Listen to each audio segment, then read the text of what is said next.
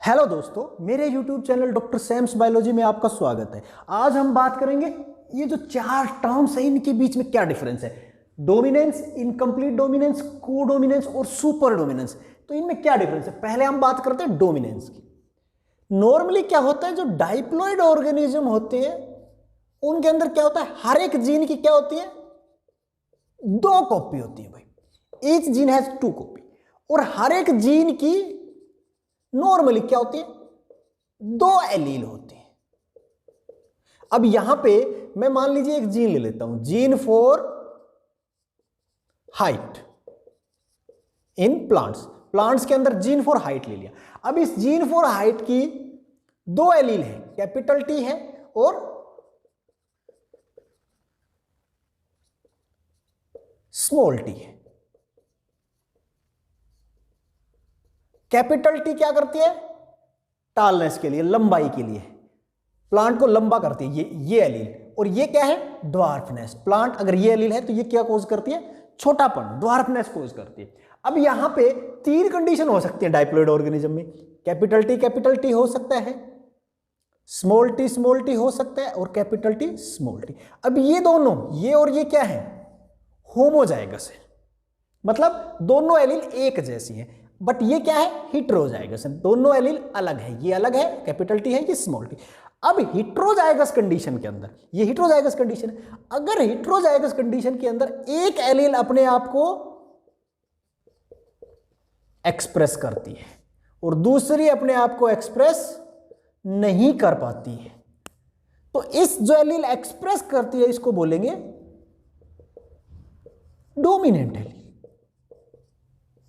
इसको dominant allele कहेंगे हम, क्योंकि ये अपने आप को एक्सप्रेस कर रहे हैं। और इस फिनोमिनन को, ये पूरी प्रोसेस, इसमें ये एक अपने आप को एक्सप्रेस कर पा रही है, एक नहीं कर पा रही, ये जो इसको क्या बोलेंगे, dominance. So it is a biological phenomenon. ये एक बायोलॉजिकल फिनोमिनन है जिसमें जब हेटेरोजाइगस कंडीशन होती है तो एक अपने आप को एक्सप्रेस करती है, तो एक्सप्रेस करती है, उसी को डोमिनेंट एलील बोले। तो ये हुआ डोमिनेंस। अब आ जाते हैं हम इनकम्प्लीट डोमिनेंस पे। इनकम्प्लीट डोमिनेंस, नाम से ही पता चल रहा है डोमिनेंस तो है पर कंप्लीट नहीं है, मतलब इसका दूसरा नाम है पार्शियल। पार्शियल डोमिनेंस भी बोलते हैं भाई इसको, मतलब डोमिनेंस आधा है। इस केस में क्या होता है, दोनों एलील आधी आधी एक्सप्रेस करते हैं, वो फुल एक्सप्रेस नहीं करते अपने आप को। जैसे अब इसी एग्जांपल को लेते हैं हम हाइपोथेटिकली। अब देखिए, जैसे जीन फॉर हाइट है, कैपिटल टी है, ये मान लीजिए टॉल प्लांट है और इसकी हाइट मान लीजिए 10 मीटर है भाई। ये है हमारे पास स्मॉल टी, ये कौन सा प्लांट हुआ, ड्वार्फ है, इसकी हाइट है मान लीजिए 5 मीटर। तो हमारे पास हेटेरोजाइगस है। अगर ये इनकम्प्लीट डोमिनेंस शो करता है तो इसमें क्या होगा, ये एलील भी एक्सप्रेस करेगी जो टालनेस कोज कर रही है, और ये भी एक्सप्रेस करेगी, और दोनों आधी आधी एक्सप्रेस करेगी। तो मतलब ये इसको फुली ड्वार्फ भी नहीं रख पाएगी क्योंकि आधी एक्सप्रेस कर रही है, ये एलील इसको पूरा टाल भी नहीं कर पाएगी क्योंकि आधी एक्सप्रेस कर रही है। तो इसके अंदर इसका फिनोटाइप क्या होगा, बीच का, इंटरमीडिएट होगा। तो इंटरमीडिएट क्या होगा, 7 से 8 मीटर का हो सकता है, ये होगा इसमें। अब इसका दूसरा एग्जाम्पल आपको समझना है तो वही है, ये क्या कर रहा है, रेड, एक ही फ्लावर कलर, इसका दूसरा एग्जांपल हम बोल सकते हैं gene for flower colour. Flower colour के लिए gene for flower colour, flower colour का जो जीन है, अब ये रेड है, ये वाइट है। अब इनका बीच का जो है इंटरमीडिएट जो है, ये देखिए, ये हेटेरोजाइगस जिसको हम बोल रहे हैं, ये है। अब ये क्या है, पिंक है। ये पिंक क्यों हुआ, ये तो रेड कलर कोज कर रहा है, रेड कलर दे रही है ये, लेकिन ये फुली एक्सप्रेस नहीं कर पा रहा है। ये क्या दे रही है, व्हाइट, लेकिन फुली एक्सप्रेस नहीं कर पा रहे। तो दोनों मिक्स होके क्या बनते हैं, पिंक। तो पिंक इन दोनों के बीच का है, ऐसे ही ये हाइट इसके बीच की है। तो इनकम्प्लीट डोमिनेंस एक ऐसी फिनोमिनन है जिसमें जब एलील हेटेरोजाइगस कंडीशन में तो दोनों अपने आप को आधी आधी एक्सप्रेस करते हैं, फुल एक्सप्रेस नहीं कर पाती हैं। तो अब दोनों आधे आधे एक्सप्रेस करेंगी तो जो फिनोटाइप होगा वो उनके बीच का होगा, इंटरमीडिएट होगा, इसको बोलते हैं इनकम्प्लीट डोमिनेंस। अब आ जाते हैं हम कोडोमिनेंस पे भी।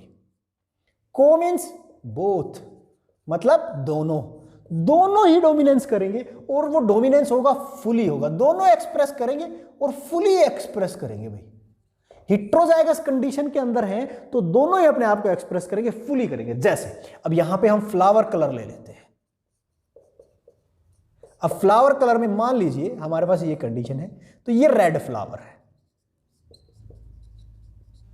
अब ये है हमारे पास कंडीशन, ये इसी की एलील है, दो एलील है आर और डब्ल्यू, तो ये क्या है, व्हाइट फ्लावर।